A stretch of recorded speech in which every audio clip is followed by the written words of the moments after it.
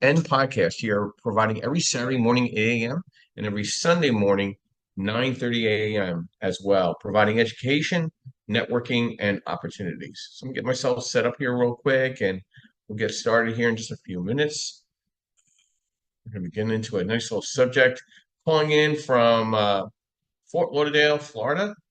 Uh, was at a investor summit, like-minded, a lot of fun. Uh, and really got into discussing real estate. Had a great luncheon, a dinner event. Please, Mike, Steve, thank you. All right.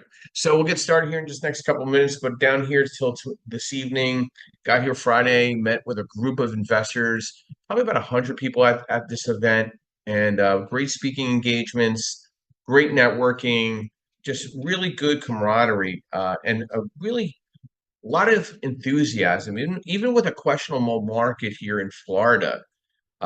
Really, people were just really engaged in opportunity, how to get around uh, difficult uh, environment right now in Florida, and really trying to strategize and scale and grow. It was just really an amazing uh, feeling of energy and passion for the industry itself. So we had a really great time networking. Got a little time to break away with the wife and had some drinks and stuff at the Hard Rock Cafe Casino, which is really beautiful here. But yeah, I mean, it was just a good networking event from a Friday into a Saturday morning. Was there pretty much throughout the day. It was a lot of just really good energy. So I was real happy about that, and look forward to doing some collaboration with Eric at Like-Minded Real Estate in the future.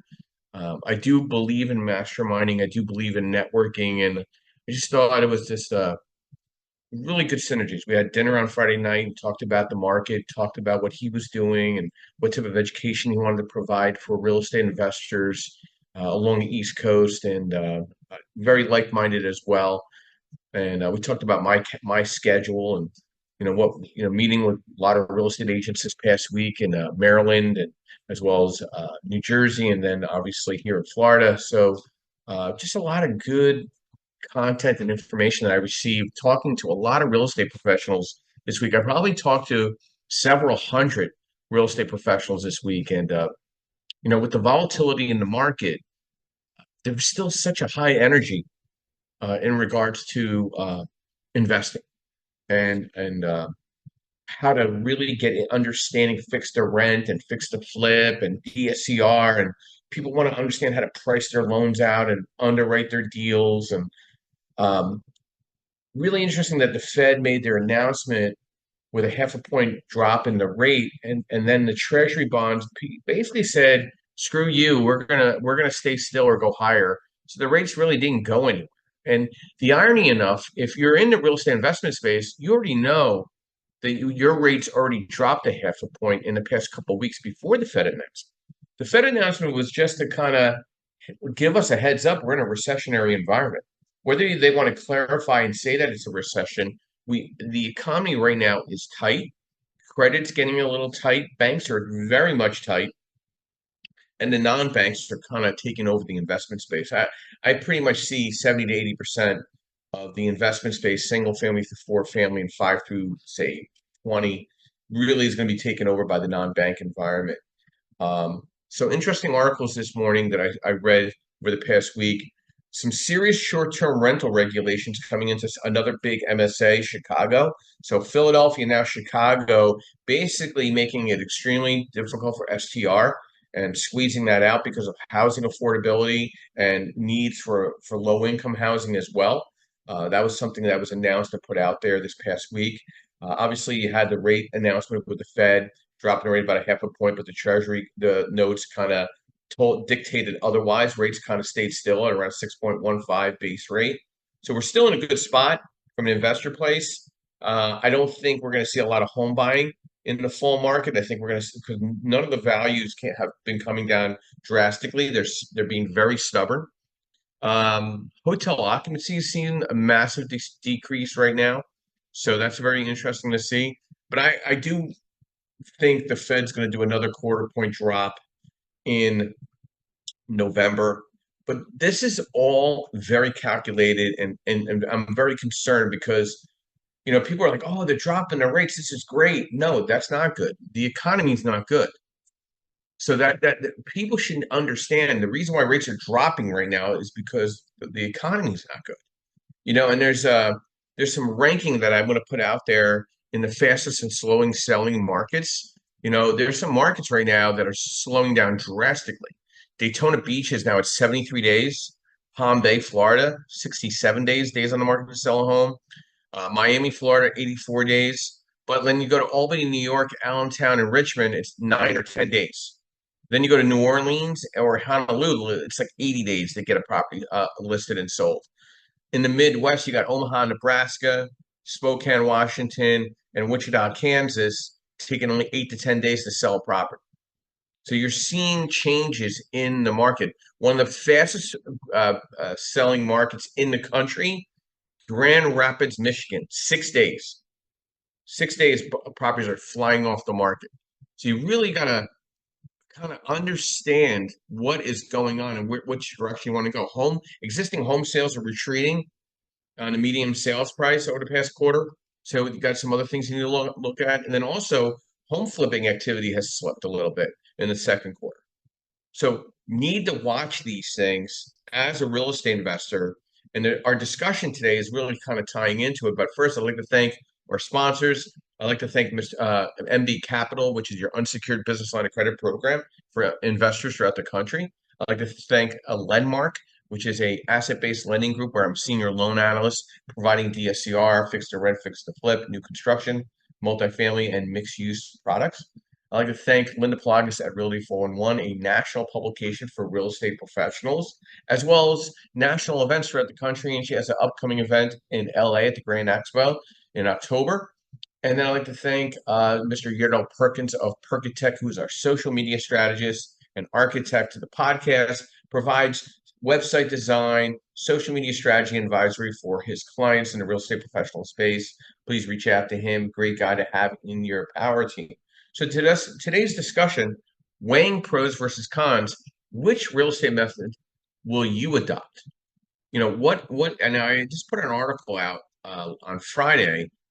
What are the pros and cons of buying and holding right now, right? Steady cash flow are some good pros, appreciation potential, tax benefits, stable in the market fluctuations. Now, some of the cons you need to think about, property management, vacancies, upfront costs. Maybe look at midterm rentals. The pros are higher rents than long term, less turnover than short term, but the cons are more active management, and then there's regulations. You got to be careful about that. So, these are things that you need to kind of be concerned about looking at the pros and cons going into 2025, right? Short-term rentals are going through an interesting change of time right now with regulations coming in. There are high income potential, flexibility of use, tax benefits, but the cons are high management and maintenance needs, local regulations, and seasonability. House flipping, again, timing is everything. If you cannot turn that property around in the market at the right time, you're sitting on the property. And I'm seeing more flippers coming to me, taking their property off the market, renting it, and then allowing you to refinance it at least into a 30-year fixed so they can kind of weigh out the market over the next year or two. There's fast profit and there's opportunist ideals in markets that are significant price appreciation or even distressed properties. But again, the hold right now is outweighing the flip. So keep an eye on some of this stuff as we put things together. And we'll get to our moderators now. So I'd like to introduce Mr. Joseph Martella. Good morning and welcome. Brief overview, who you are, what you do, and thoughts to which methods are you adopting going into 2025? Hey, good morning, Joe. I'm a buy and hold investor. I've done several BRRRRs and do a little bit of private lending here and there. Also invest in tax liens in the state of New Jersey. So I've been doing a lot of reading on this lately with all the plane rides that I've been taking. And I was reading, I think it was Blackrock that actually established a new real estate fund where they have billions of dollars just sitting on the sidelines. and I saw someone make a prediction that in the next upcoming 10 years, 40% of single family homes are going to be owned by institutions. Because less people can afford houses, and they're talking about a downturn in the market, and that's when all of these folks with the money on the sidelines are going to take advantage of the downturn in the market. It makes sense. I mean, if you start seeing Warren Buffett, you start seeing Zuckerberg, Jamie Dimon, they're all selling stocks. They're putting cash on the sidelines. They're waiting for something big to happen, or at least a downturn in the market for them to take advantage of the sales prices that are going to come. And I agree that's going to come in the future. I have a property that's, we told you just talked about property management, which could be a con, right? And I have a property that's coming up vacant. The tenant told me that they're moving out, right, with 30 days notice. I just put it on the market. I put it on the market intentionally a couple $100 less than market rent. Well, I could easily get the market rent, if not more, because the property has a lot to offer than the others that are currently on the market. The intention was I wanted my take on a letter. I wanted to be able to see who's going to come and who's going to be able to have the income and the job function that's going to be able to support an income in recession. I found someone who runs dispensaries, believe it or not, which is funny on my case for more than one. And I think a dispensary is going to be a recession-proof. So, and that was exactly what I was targeting. The funny part is I had someone who's a property manager who called me and said, "Oh, I have a lovely family." And was trying to sell me on getting me to manage my property, which that I'm against. And he said, you're on the market. We can get market rent. And I said, I know exactly what I'm doing. I know why I'm doing it. I didn't go into the reasons to educate them, but a lot of investors, if you're going to get the top dollar on your market rent, which I know that's the goal, but being a couple $100 below market, it allows you to pick who you want to pick, and the theory behind it, at least my theory, is that's going to get me the longevity that I need on the tenant that's going to be in that property. So over the long run, I may be losing $2,000 a year of potential income. I'm making a good amount of cash flow on this property as it is, well over $1,400. So do I really need the extra couple of $100 to squeeze out of them? To where now I'm at market rent, and now they have other options to go, right? I don't have the pick of the litter, and I don't have the flurry of people that are coming in. I had 25 people interested within a week, and the place is tentatively rented, right? I have an application out, and they have to prove what they're saying. So, I mean, that's my theory on how I run it, and how I'm gonna try to come across recession proof. The other theory that you can have, right, on an income potential recession is, just go straight up Section 8 and not take the regular folks whose jobs may be on the line. And that's another thing that I had in mind going forward as an avatar for that rental. So that's just a couple of things that I put out there as renting a current property. So, Joe, I mean, how much of the impact of the 2024 election, presidential election, do you think is going to impact the bottom line to housing? You know, what do you think the market dynamics and the consumer confidence looks like going into the election? You know, I think regardless of who gets in, I don't think there's anything stopping at least the correction in the market. I mean, things are just too high, right? There has to be a ceiling on something. Jobs are not what they claim them to be, right? There are losses. They had an overall net loss of jobs with all the corrections that were made after the headlines that everybody followed.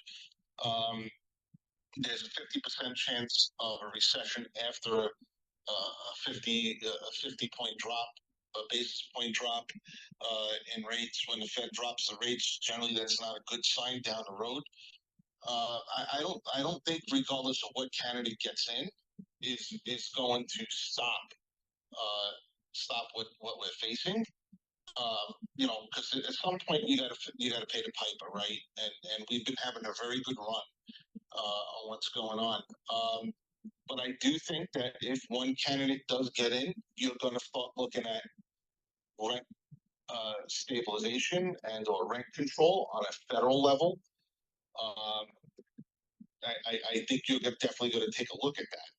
I mean, where the other one was gonna be more capitalistic, if you will. Yeah.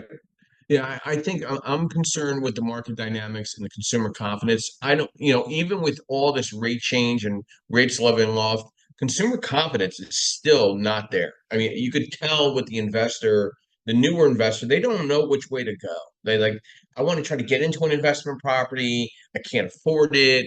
I can't find anything. But then I meet other investors, all they're doing is putting properties under contract. So, like, I don't know what the happy middle is because I think investment opportunities are going to change in 2025, because of whoever gets into office, that confidence level or that direction is going to change a little bit, but nothing's going to be able to avoid the kicking of the can of the commercial reset that's going to impact the residential impact in time.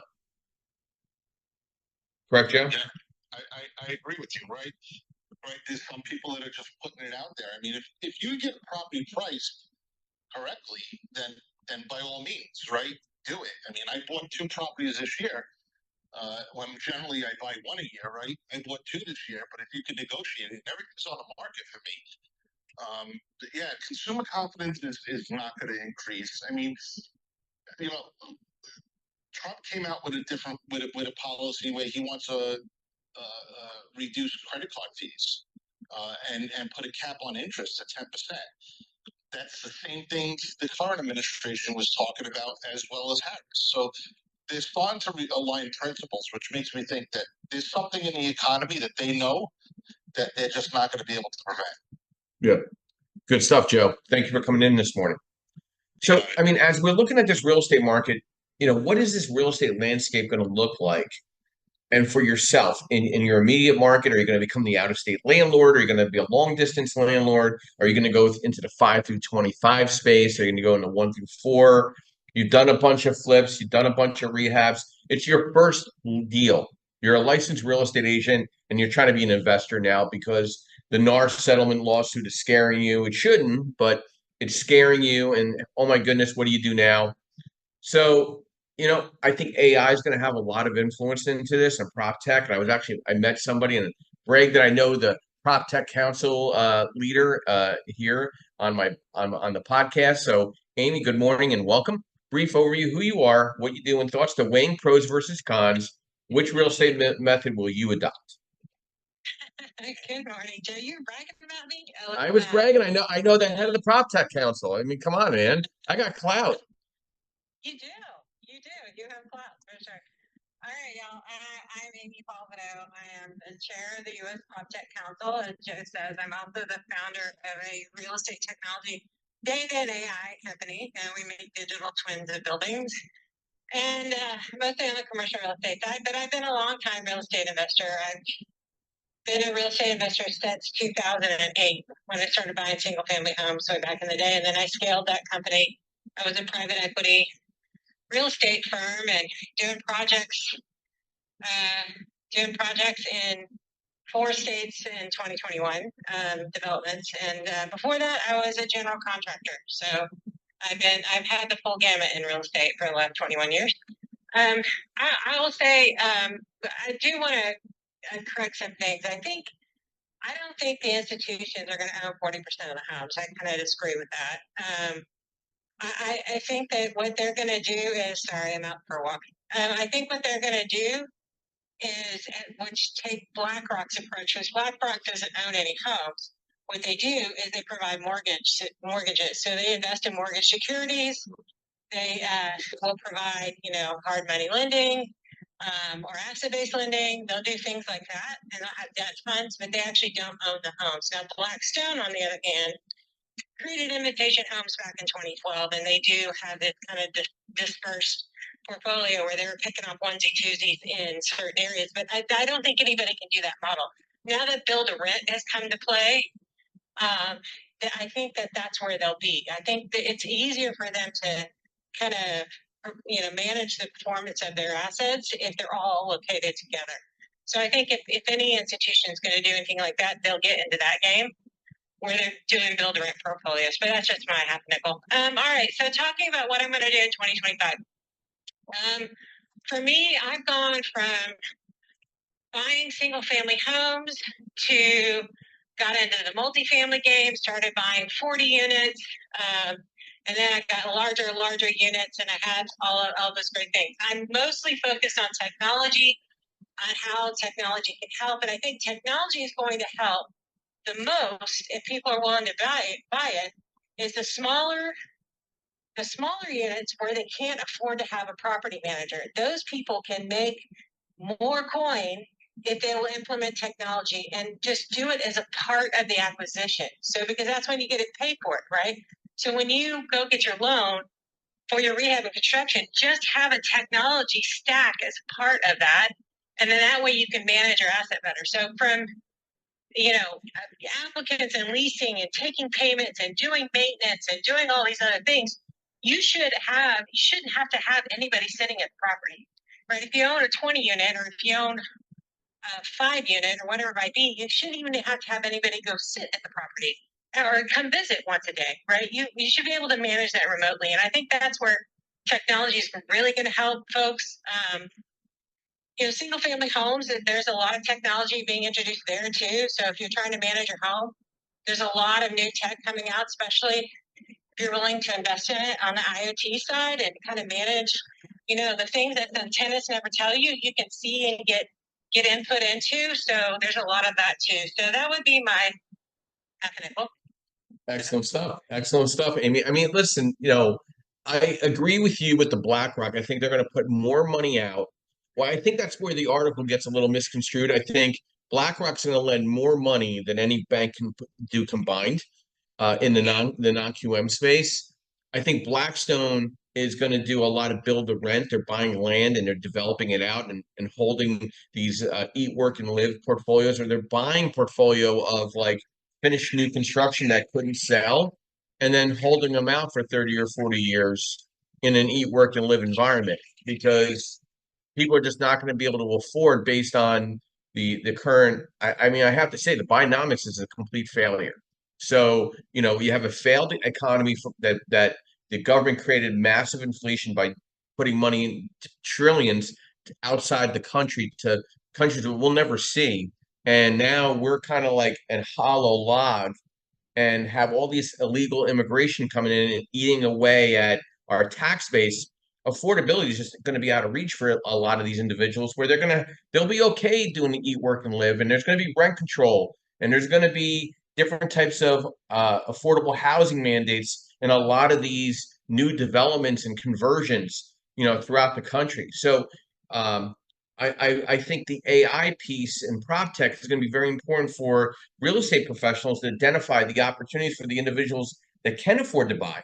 Who is buying and where are they buying? Where are the trends? And how is this going to impact a real estate agent, in their market? Like how do they pivot into the investment opportunities? Like I was in Maryland at the Association of Realtors. I point blank asked the realtors, "Are you investor friendly?" And the ones that cringed, I'm like, "Don't even bother taking my business card because you're not going to work with investors. It's not even worth having a conversation." So, Amy, what's your thoughts with how is prop tech going to kind of help realtors get themselves together post NAR settlement charges? Yeah, settlement lawsuit. Yeah, I think any realtor who is not actively embracing AI is just going to get left behind by those people who are. You're going to have to become like what we call AI enabled. You're just going to be more productive if you do. I mean, no one wants to. There's people that want answers at 2 a.m. because they just got off of work and that's the time that they're still awake. And they can never lease anything or they can never buy anything just because that's kind of their schedules, right? I mean, it could be a nurse, it could be a construction worker, like my son who works for the county. It was a great job, but he gets off at 2 a.m. And so, AI can handle all of that, right? So you don't have to be missing out on people. So if you're not actively embracing AI and having it answer leads for you, or at least the top of the funnel for you, you're just missing out on people who are starting to embrace that stuff. So yeah, can AI do everything? No, it can't do everything. Yeah. People still want to talk to a person I agree. or leave something. They want to make sure they're not getting frauded. So, but it can do a majority of it, right? So now you can just be more productive, and now you can close more deals because you're just embracing and using AI to do it. And there's a lot of stuff that's actually not too expensive for you to use, and some of it's free. I mean, ChatGPT is free. So Yeah. I mean, sometimes if you want to pay for the extra stuff, you can, but a lot of it is free, and if you just learn how to use it, it's really super cool for you. And there's things like ChatGPT, of course. There's other things like AI. Microsoft's coming out with their Copilot now. It's super useful for me. I use it every day. Sorry, on a walk. It's nice out in Austin, y'all. This morning, they had a motorcycle person coming by. But yeah, so it's that. I mean, it really is. And then so if you want to embrace investing, you have an advantage as a realtor in understanding the market where you're in, and you're going to get first dibs on seeing some stuff, and so you've got that advantage. For you is what you have to learn. And I helped a lot of realtors when I was investing in single family back then. They learned the other side of it, right? You have to manage the contractors. You have to learn how to, you can find the deal all day long, but then you've got to manage the thing through execution. And some realtors aren't property managers, so they got to learn that stuff too. So keeping up to date with all of that is really going to be helpful. And AI can help there too. Like, I mean, it can point you in the right direction. It can't do it for you, but it can point you in the right direction. Thank you, Amy. Safe walking there. So, from what I'm seeing here is we're not talking about interest rates right now. We're talking about what is the demand of the opportunity, right? The demand right now is investor play. I'm not seeing a ton of home buyers coming off the market. I don't think, listen, if somehow we have this $25,000 credit to buy houses, that will only make this all worse. That's coming out of our tax dollars. Okay. You really need to kind of figure out how to get cost of goods down for the average individual to afford to buy their own home. In the interim, you got to loosen where the money's loosening up is in the investor space. There's more non-bank money being provided than for the home buyer consumer. So you need to embrace DSCR. You need to embrace fix to rent, fix to flip, case to case, seasonal to seasonal. It's all about timing when you're buying something like that to flip. Looking at lease options maybe as a creative way getting into 2025. Okay, that might be a very different type of dynamic because now it's allowing somebody to kind of gradually get into that property with ownership, and they'll appreciate that rental a little more. So that the whole idea of creativity of the Section 8 of the lease option might be back a little bit. Maybe. I don't know yet. I'm looking at it because the prices are still very elevated. It's a very stubborn real estate inventory stock. And I don't know. And then you got insurance, which is basically, handicapping the investor right now in states like Texas and Florida. It's really bad. I mean, really, really bad. Justin, good morning and welcome. Brief overview, who you are, what you do, and thoughts to our discussion this morning, weighing pros versus cons. Which real estate method will you adopt? Justin, going once. Justin, going twice. We'll come back to Justin. No, there he is. Come back to me, Joe. I'm in here trying to keep my little girl. It's all good. It's all good. Thank you, Justin. Travis, good morning and welcome. Brief overview, who you are, what you do, and thoughts to our discussion, weighing pros versus cons. Which real estate method will you adopt? Yeah, hey, good morning. I'm Travis. I have a real estate brokerage here in the Houston market. Deal a lot with investors, property managers. I'm a property manager. I have properties that are managed by other property managers in other states. So I've been on both sides of the coin there. I can understand why our friend Joe would want to manage his properties himself. I know what it's like to have property managers who it seems like all they do is collect the rent. They don't really, try to help you manage your asset. And the things that need to be taken care of. So I get it. But I think anyway, to just a comment on what he said, if you own properties in an area where you don't live, it's going to be very, very difficult to do it yourself. So I think at that point, you better investigate a good property manager. What is the question, Joe? Are you asking me what am I going to do next year? Yeah, what are some of your methods that you're going to adopt differently, knowing where the economy is going, where insurance is going, where your own market is going? What are you going to do differently to adopt in the first quarter, second quarter of next year, one way or another? What are you looking at? Yeah, that's a good question. So, my longer term plan, not even thinking about the economy, is we're going to get out of dealing with tenants. So a tenant being a normal single family home tenant or an apartment tenant, and going more towards commercial, focusing more on a business that needs a space instead of a person who needs a place to live, because I don't see the government getting involved in places where businesses are going to lease as much as they want to get involved in what you've been talking about, rent control and all this other garbage. So that's where my focus is going, is learning the different techniques and the different ways that I can combine people's money together so that we can buy larger commercial assets instead of single family homes. That's the way I'm going.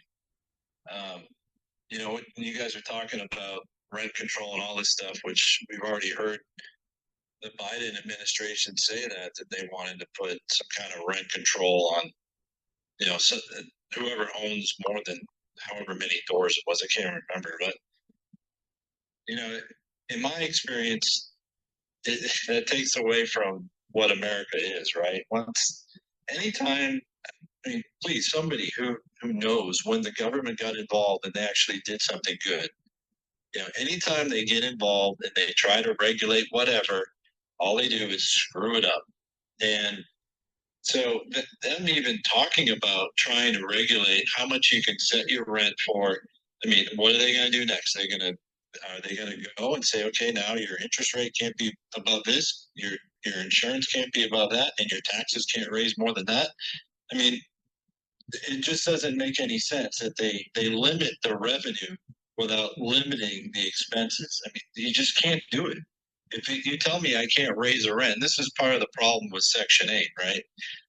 And I get why Joe would want to say it's recession-proof to a point, because the Section 8 department is going to tell you we're only going to allow you to raise your rent to this, or maybe they won't even allow you to raise your rent every year when the renewal comes due. So anytime you're getting involved with the government, you're playing by their rules. That's my 2 cents on that. Well, thank you, Travis. I appreciate that. And I agree with some of the things you have to say. I'm adopting a different pattern going into next year because I think property management is going to be on the forefront for all investors next year. I think people are going to depend more upon property management to scale their portfolio more than ever. It's already, when you go to an event now at an expo, there's now more property management booths than lenders. Like that's how it was at the Maryland Board of Realtor Association of Realtor Expo. There was 4 property management companies, and I was the only direct lender in the non-QM, non-bank environment, and there was 2 mortgage brokers. There's more property management presence at an expo for real estate agents or real estate investors than lending institutions. So it's kind of interesting, the dynamics where it's all changing. I think the mindset is I'm going to own 50 properties. I'm going to have a management company offset some of my pressure on the day-to-day minutia.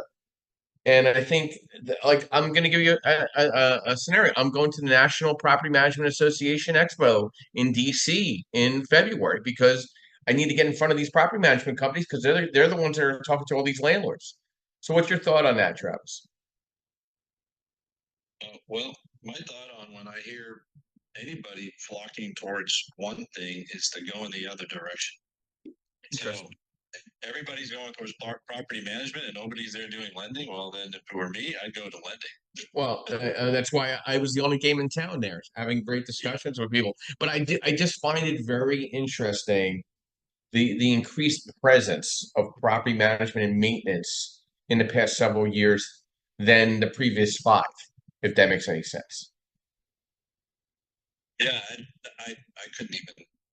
Besides, maybe there's people talking about it on YouTube. I know one of the ladies that I follow, she's all about buying businesses in Austin, and I know she talked about property management. So I don't know, man. Anytime people start moving in one direction, I go in the other direction. Interesting stuff. Great stuff, Travis, and thank you for being on this morning. So, I'm thinking the office space, but like where is the on-site employment going to be, or the hybrid environment going to be for investors, right? Buying these mixed-use properties. It's a very popular way of going after some of these suburban markets, buying that storefront with a couple of apartments above. You need to understand the lending format to that and what is out there. Okay, because lenders have a concern with the commercial space going empty, but there's a unique opportunity because if you find the right commercial tenant, it's a great asset to hold. Good morning, Steve. Welcome. Brief overview, who you are, what you do, and thoughts to our discussion this morning, weighing pros versus cons. Which real estate method will you adopt? Yeah, thanks, Joe. So this is Steve. I'm with our homepage. I'm a landlord, investor, and I do a lot of education, and I'm getting more into the private lending angle, and of course, I'll read for you as well. I look at what people will need going forward. I definitely agree there are a lot of sectors of commercial that will be growing. I'm looking at self-storage, I'm looking at mobile home parks. But a lot of what I'm looking at right now is affordable rentals, a little bit affordable fix to flip, but mostly affordable things people can rent. Because the one thing in a changing environment, possibly recessionary environment, is that people always need a home they can afford. I'm not a fan right now of investing in, at least in my rather low income area of northeastern Pennsylvania. I don't go for the top end. I don't go for the doctor, lawyer, Indian chief level rentals or builds, because there might be constriction. You get above that, you get to the legacy families, that'll never change. But in the bell curve for us is always going to be in the middle income. What can the warehouse worker afford? What can that crowd afford? Because the one thing that'll happen, it'll be true in a recession, is Amazon ain't going nowhere. We have 5 Amazon facilities in our area. I'm also personally sliding into providing tools to other real estate investors. We run a property management company. We run other things to help investors grow. So, if you are looking at land purchases, for me, it's affordable rentals, self-storage, mobile home parks, other types of commercial as well. But office makes me a little scared. Retail makes me a little scared personally. Maybe I'm just not experiencing it. But really helping other people, because the one thing I don't see going away is the interest in getting into real estate. So helping people with the tools they need for that. That's why I created our homepage. Great stuff, Steve. Thank you very much for that. And I've known Steve now a little bit. He runs a great event up in Mountaintop, Pennsylvania, and also in the Northeast Pennsylvania area. Definitely reach out to him. What I'm hearing so far is what's the game plan and the exit strategy to each property that you're acquiring? Like, what is the big game plan? What is the financial feasibility to the deal? Okay. Do you want to be at 10 properties? Do you want to be at 15 properties? Maybe you just buy 3-4 units and you get there that much quicker.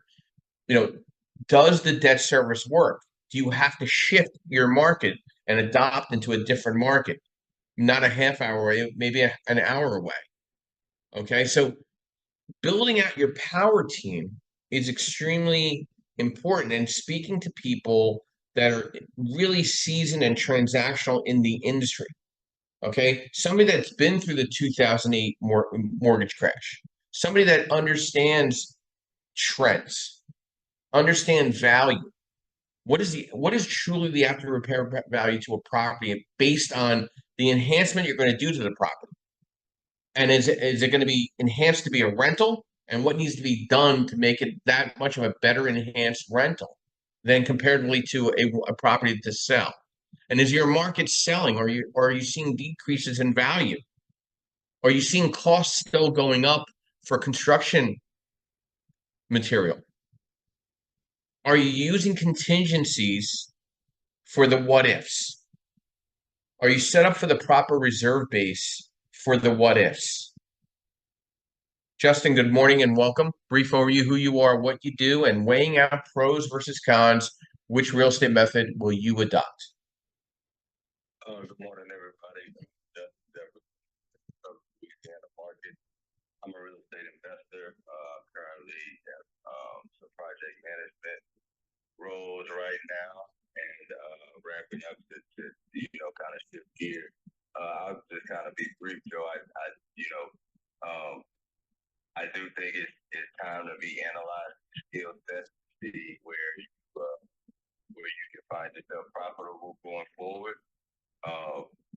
I found myself right now. I'm trying to sell a flip. So the remarks you began this room with how slow people are with pursuing property to live in and so on and so forth.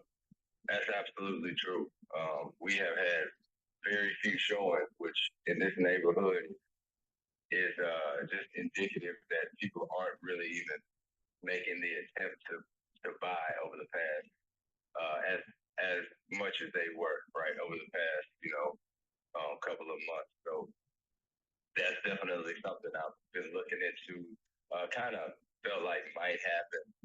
Didn't expect it to be this dry as far as buyers coming through, but it's like I said, there are a couple of pivots. Obviously, leasing it out is the option, not the one I want to deal with because I'm obviously trying to go on to other things. But yeah, so that's something that I'm experiencing. But I also would like to say, as I move forward and as I look into where I've been trying to get to for a while, which is a build to rent, like some mid-sized apartments, some mid-sized units, and then do it. So, for folks that are doing it. So that's what I'll be doing, serving clients and from those two capacities, and also just trying to take advantage of build to rent. For me, the strategy as being I'll be licensed again, and so for me, I have a couple of advantages to that strategy that I think are going to provide a better spread for me in my underwriting, and it's going to provide a safer investment for me in the 5 to 7 year hold period. While we figure out what's going to happen. So that's what I think the strategy is. And Amy made a great point that I wrote down with regards to underwriting your technology, having a whole stack of finances and underwriting for your technology, so you know and understand that you need to be keeping up with the times, just not trying to be ahead of them with regard to your properties and investments, because you don't want to be on the back end. You don't want to be last. You got to think about your exit. You don't want to be exiting with performance. You don't want to be exiting in 2030 with 2024 performance. So definitely try to get ahead, do what you need to do. And that's spending we're doing well in 2030. But hopefully, if you're paying attention as an investor, you will be doing well, because there's always somebody doing well. So those are my thoughts this morning. Just make sure you to the street to the changes being made in your market locally and underwriting. Great stuff, Justin. Thank you as always. Here every Sundays, providing insight as one of our great moderators. In real estate, especially during times of market volatility and uncertainty, what we might term as chaos, investors often debate between strategies aimed at capitalizing on that chaos or mitigating risk. We're going to break down a little bit, navigating some of the chaos in the real estate market, contrasting, some traditional to potential approaches that thrive in stability. So listen, you got to look at and accept the fact there's going to be some distressed properties coming to the market, right? Opportunistic buying. Then the high leverage strategy is 80% LTV. Does it make sense? Or 75% or 70% LTV on debt makes sense for you. And cash will always be king. The cash availability and credit availability is king. And then market timing, the speculation. Will the values hold themselves based on after repair values as you're renovating the property? 3 to 6 months on a renovation could change the value of the property anywhere between 10 and 15%. You need to think about potential oriented strategies, long-term buy and hold, mid-term rentals, diversifying your asset classes, okay? And value-add real estate. Combining potential strategy, chaos and potential strategies, the opportunity is being leveraged correctly and the opportunity of buying and holding. Kazi, good morning and welcome. Brief overview who you are, what you do, and thoughts to weighing pros versus cons. Which real estate method will you adopt? Oh man, Joseph, hey, how you doing this morning, my man? Doing great. Thank you. Awesome. Thank you. Man, look, come to these rooms, man. You have awesome conversations, and so yeah, pretty good room this morning. Just quickly, I'm KG, based out of Milwaukee, Wisconsin. Affordable housing developer. I do new construction and adaptive reuses. Different forms of tax credits. So I think for us, we're just going to continue to do what we're kind of doing around affordable housing space. That usually does not, at least in history, the program has been around since 1986, and that it has not slowed down in any downfall, or if there's a downfall, government seems to put more money into this industry, whether it's in forms of grants or low interest loans or, project-based vouchers that has, continue to increase 7 to 10%, annually. So another thing that we're going to kind of focus a little bit more on is a lot of adaptive reuses, buying a lot of historical buildings. When we do historical projects, you can combine or twin a lot of different forms of tax credits, to really reduce the amount of debt you need on the building. When you combine these historical tax credits with these low-income housing tax credits, taxes and bonds, it allows us to maybe get into the project to almost, 70 to 80% of the tax credit equity, covering the cost. So we're going to come focus more on historical buildings, and even when we do new construction, also combining different forms of tax credits. Over the last few years, we maybe on some new construction, we maybe used either the 4% or the 9%. Now we're going to start just combining both of those tax credits together in new construction projects to beef up the equity. We're not seeing like no huge, cost like differences in construction anymore like that. I mean, it's still, of course, higher than it was pre-COVID, but we're not seeing big swings in the market, so that's pretty good. Over the course of the year, you might potentially can see a 2-3%, increase, and that's that's very, very, very nice.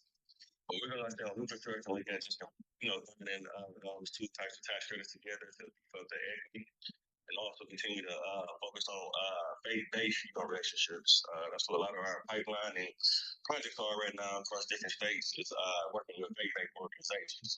They have access to over 30 million square foot of land across the country. They partner with developers and they contribute their land to the deal as part of the being a project partner.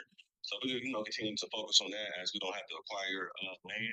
So that's just one component to kind of knock off the capital or the total budget, right? Sometimes acquisition costs can make things a little more tricky depending on the price of the acquisition. But anyway, we're just going to continue to focus on what we're doing now. That's working well. I know so we do expect down the pipeline. It's already things that's coming down the pipeline now for affordable housing, and actually some of it has happened already. So we didn't see a lot of increases in just different, mechanisms, affordable housing that allow us to, move a little bit quicker, or, kind of close the gap a little bit faster. So just continue to focus on that. And I think that's going to work well for us. And, we kind of adapt or pivot. I'm not going to say pivot, I should say, kind of, reanalyze as we go where things change in the market. Like, whether insurance costs, interest rates, we just, always seem to just, kind of reorganize things to allow us to continue to move forward. So I'm excited about these even next, like I said, 10 years, just what's happening in the affordable housing industry. And let's just continue to focus on what we're doing and just, adapt as we need. Great stuff, Kazi. Thank you as always. as we see this housing market recovery going into 2025, what would this look like? And for the real estate agent, post NAR settlement, like what other revenue streams are you creating yourself to be a little more diversified if you're having, I would say, problematic issues with the transparency of now what you have to do with a client? I'm very concerned that the real estate the agent position is going to evolve even more so with AI. So I really think, if you're a real estate agent, I'm a licensed real estate agent, but you need to think about other revenue streams that tie into what you do as a real estate professional. Like I met a real estate professional at a CE course I taught on Thursday. And when I met her, she was a property and casualty agent. That's all she did, property and casualty. Now she's a licensed real estate agent and she's providing property and casualty insurance. She's creating additional real estate streams because I was giving her CE on asset-based lending. So I thought that was a smart move. I mean, she's diversifying herself, but not depending on one or the other. And she's providing for her clients. And the beauty of what she's doing is she has to be more transparent than ever because she's holding multiple licenses. So when you're holding multiple licenses, I think you're adopting to what's happening in front of you from a AI and prop tech perspective, and understanding that your market's going to have some ups and downs. And I think we're looking at more correction coming in 25, where you need to think about other revenue streams that tie to what you're doing as a real estate professional. Now, if you got a W-2 position, you work for the government or something like that, or it's a steady check, that's a little different. You could take a seat back and wait on the market to recover. You're not as consumed with the interest rates. It's not going to impact completely your bottom line. You notice we're not talking about interest rates that half a point drop didn't do anything for the investor. That hasn't changed their mindset. They're still aggressive as ever. And this is a investor driven podcast. We're not here to talk about, how to buy your first home. We're here about scaling and pivoting and becoming that chameleon type of real estate professional and how to keep moving forward. All right, no matter what is thrown at us in front of us. So I think inventory is going to stay very stagnant going into 25. I think we have some concerns, and you need to understand that you're going to have to diversify and stay ahead of the game. Like from a social media perspective, we're doing a full revamp, myself with Yardell. We're adding a whole new CRM. We're doing a whole video production. We have game plan. We're setting goals for ourselves to stay in front of people and stay relevant. So going into a fall winter market as things cool off, you really need to think about, as a real estate professional, do you have enough opportunities to provide to your client base of inquiry? Hey Joe, I just recently I read an article last week or study that mentioned if you use Chat GPT every day, your productivity increases by 20%. That's huge, 20%. I mean, I leverage ChatGPT all the time, Kazi. I mean, I'm putting out multiple articles. I take a lot of that information and I transpose it into my thought and opinions. I post. I agree with you. I think posting 2 to 3 articles a week on different thoughts that are going through your mind is very important, not just for your brain to keep working, but to stay relevant in front of your audience. Your audience is, who you're connected with on LinkedIn and Facebook and Instagram, who's following you and who you're talking to, staying connected. Listen, you can do all the AI in the world, but you still have to meet people and introduce yourself. Like at that event yesterday, I went up to every single person, shook their hand. My name is Joe Scarice. I'm with Lendmark Capital. I'm a direct private lender. Here's my card. I'd love to have a chat with you. Maybe not right now, but let's have a follow-up discussion. Let me send you some worksheets that I can provide to you to make you a better educated real estate investor. And hopefully we can be part of each other's power team. That was my selling point, meeting 50 people yesterday. I did it over and over and over again. Ellis, good morning. Welcome. Brief overview, who you are, what you do, and thoughts to our discussion this morning. Weighing pros versus cons. Which real estate method will you adopt? Hello, good morning, Joseph. Good morning, all. My name is Ellis San Jose. I am a full-time investor here in Southern California. I've been doing this for about 3 decades now. And, you know, what am I going to be doing different? I'm kind of an outlier. My niche is I focus in on situations where there are title challenges or title issues in very distressed situations. So, you know, typically if we're finding the right situation, we can buy properties that have 50 to 80% upside because we're buying it at such a deep discount. I've also done some guest lecturing at UCLA where I talk about investing in debt. So, you know, part of that is in my formula where there is a title situation. Sometimes there are opportunities to buy the debt instead of the asset at deep discounts as well. I'll be also discussing this at the 5-Star Conference. I was selected as a expert speaker panelist at the 5-Star Mortgage Conference this upcoming week in Dallas. So I'll be expounding on that as well. But I had this discussion about 12 years ago when I pivoted from my business because I was really burned out from all the different shifts in the market. So I decided, you know, who I call my board of directors or my mentors, about focusing in on a niche that was as evergreen as possible because you know, as you know, Joe, with your great experience in this market, there's so many different dynamics shifting here and there, and it was just too hard for me to continue the path I was on. So I said, okay, let me find a evergreen strategy that no matter what the economy is doing, no matter what all these dynamics are, the changes, because we can always count on change, right? So I wanted to find things that were evergreen regardless of what was happening. And I found that niche to be with the title challenge issue. So it's a very low volume, high margin business, and that suited my skills very well. I'm not very good at jumping around to different strategies as the market changes. So I wanted to be really, really good at one little thing. So I've been working on that niche for the last 12 years or so. So my strategy won't change a whole lot. There'll be a little bit of nuance to it where there's more creative acquisitions with, you know, we just did a purchase where we did some seller carry financing. So the seller is going to carry financing to us because it's such a distressed situation.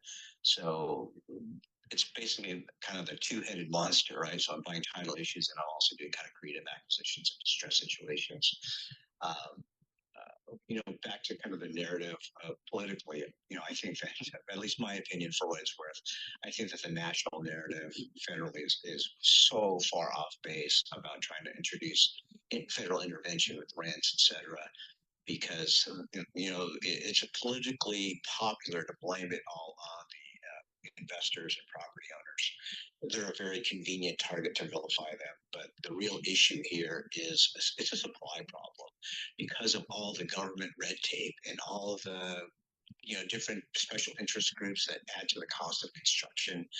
That's what's really causing the supply issue. If we had a more streamlined way to provide more profitable rental units and livable units on the market, the pricing would come down. It's just, you know, it's economics 101. So for what that's worth. So, you know, as I said, Joe, my skill set is not in, you know, not in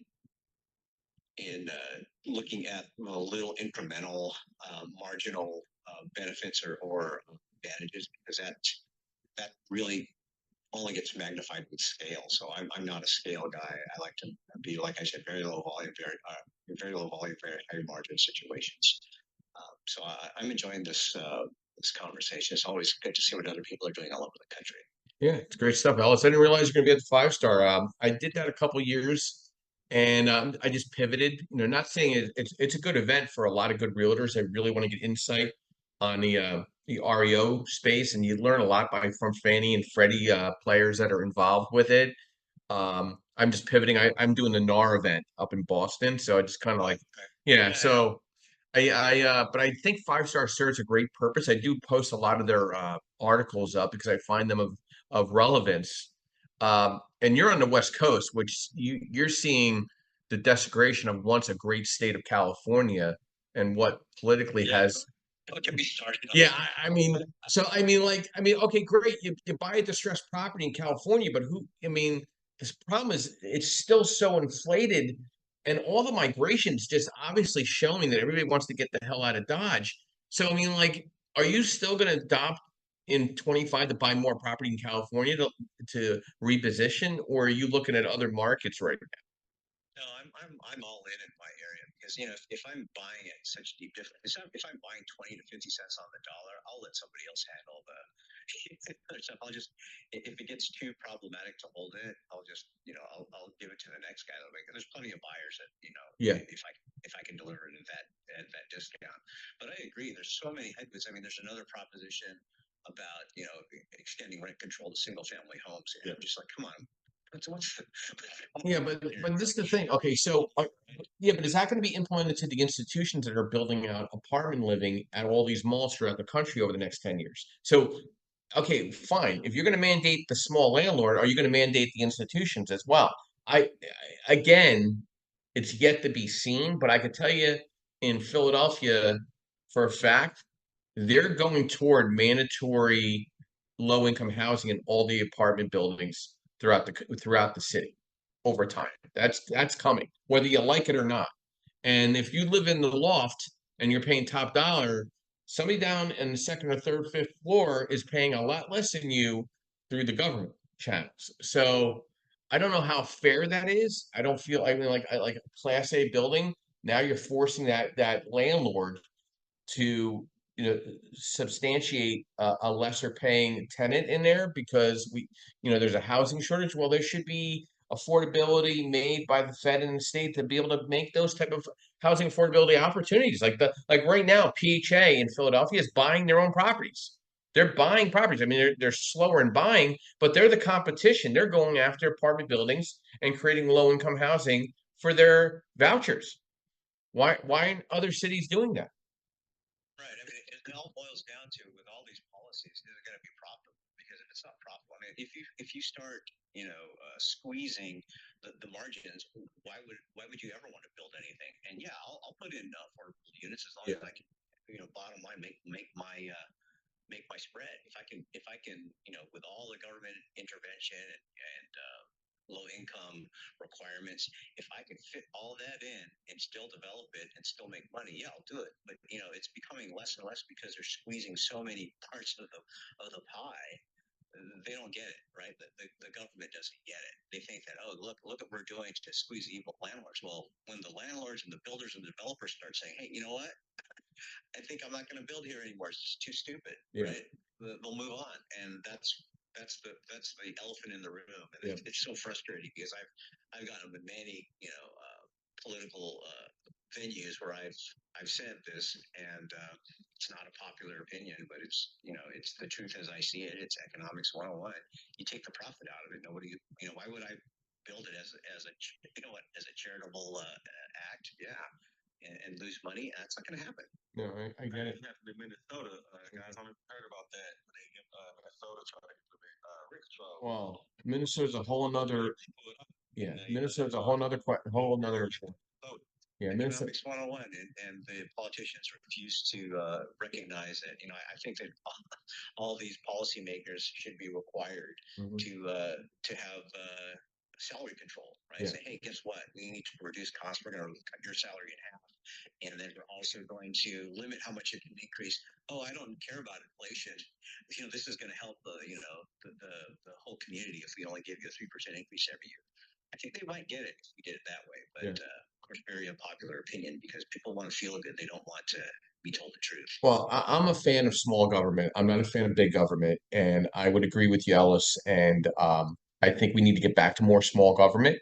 I think we need to get to a place where, there's freedom for opportunity, where we're not taking away rights of individuals. But I think there has to be we have to get our costs down to be able to adopt new goals for ourselves as real estate professionals going into next year. Like the cost of goods is 30% different than 4 years ago. That's a fact. You can make it any way you want. You can cut it up any different way, whatever party you want to fall in. At the end of the day, you need to work harder to be able to afford to live and breathe now than 4 years ago. And that's a fact. So whatever direction you go as a real estate professional, you better figure out a game plan right now, today, for your first and second quarter in 2025. And what does that look like? And how are you going to adopt that as a real estate professional? Joe, I want to get some final thoughts from you on our discussion this morning. Which methods will you adopt in real estate? Joe Mortella? Great conversation today, Joe. You know, a lot of, listen, like you said, this isn't for the beginners at heart, right? This is a more of a 201 than a 101 on real estate investing and talking about the economy and where it's going. So really good conversation about government involvement, the road that we're going for, what the market looks like, and how investors really manage the market and keep an eye on it and adjust accordingly. So really good conversation. Some great nuggets in here. Thanks, Joe. Amy, your final thoughts to pros versus cons methods will you adopt in 2025? Great room, Joe. It's been awesome. Yeah, you know, there will be more and more technology that'll come out that'll change the game for investors, whether they're large or small. You know, my parting thoughts would be just keep abreast of what those are. I mean, there's things like Lofty AI, which allows you the fractionalization of real estate will become a trend. So take a look at that. So if you don't have a whole lot of money and you want to invest like $1,000 here or there are platforms out there that will do that, and maybe that's how you start instead of becoming. A lot of people when they started, they became a wholesaler, and that's the way they could do it with very little cash. Well, there'll be other ways to build it up, but eventually you don't want to stay there. Eventually you want to be a buy and hold investor just because that's how you create wealth. So, you know, start someplace that, you know, hopefully you can scale or grow to where it makes a real difference for your family, for sure. Great. Thanks. It's a great room. Great room today. Great subject. We'll be back here every Saturday and Sunday morning. Saturday mornings, 8 a.m. Eastern Standard Time. Sunday mornings, 9:30 a.m. Eastern Standard Time. I'd like to thank our sponsors, MB Capital, Percatech, Realty 411, and Lenmark. We're here to provide education, networking, and strategy. And I want to thank everybody for a very engaged room this morning, calling in from Fort Lauderdale, Florida, from the Like-Minded Real Estate Investor Summit. I'll be at various events this fall. Love to meet up with every single one of you, whether for coffee, for lunch, or at a networking event. And my quote this morning, don't be impressed by money, followers, degrees, and titles. Be impressed by kindness, integrity, humility, and generosity. Everybody have a beautiful week. I'll see you next weekend, and I'll be ending the room in the next 30 seconds. Thank you.